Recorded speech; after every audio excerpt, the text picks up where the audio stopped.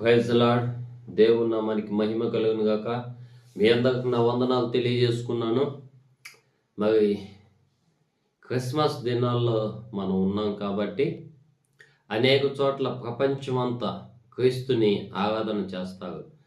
Christmas అంటే మొట్టమొదటిగా క్రీస్తుని ఆరాధించడం, రెండవదిగా క్రీస్తుని ప్రకటించటం, మూడవదిగా క్రీస్తుకి సాక్షులుగా ఉండటం.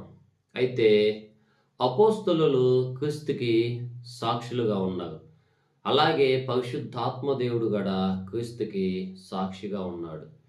ఈ దినాల్లో మనం క్రిస్మస్ అంటే కేక్ కటింగ్ చేసుకుంటాం, లేకపోతే పిండి వంటలు వండుకుంటాం, లేకపోతే బంధువుల్ని పిలిపించుకొని పిండి వంటలు వండుకొని ముచ్చట్లు చెప్పుకుంటాం, ఇవన్నీ చేస్తూ ఉంటాం. ఇక మనం క్రిస్మస్ అంటే నూతన వస్త్రాలు ధరించుకొని షాపింగ్ మాల్కి వెళ్తాం, షాపింగ్ చేయటం,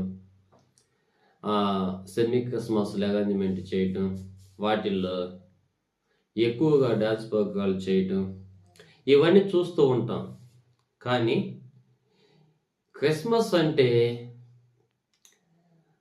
మనం మన జీవితాలు క్రీస్తుకి అనుకూలంగా ఉన్నాయా లేదా, దేవునికి అతి సమీపంగా మన జీవితం ఉందా లేదా అన్నదే మనం గమనించుకోవాలి. రక్షణ లేకపోతే నువ్వు అగ్నిగుండంలోకి వెళ్ళిపోతావు. ఆ విషయం గమనించుకోవాలి. ఎందుకంటే ఈ రోజుల్లో అపవాది ఏం చేస్తుందంటే ప్రజలు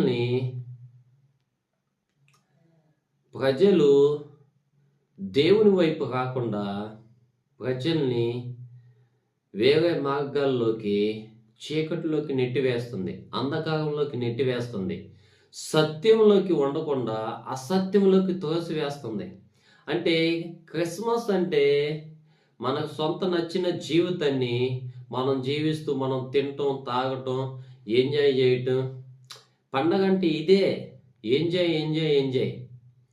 ప్రతి యవనస్తుడికి ఎంజాయ్ కావాలా, ప్రతి యవనస్తురాలకి ఎంజాయ్ కావాలా, ప్రతి మనిషికి ఎంజాయ్ కావాలి. ఈ రోజుల్లో డబ్బులు సంపాదించాలా, ఎంజాయ్ చేయాలా, మొత్తం చుట్టూ తిరుగుకుంటూ ఉండాలా.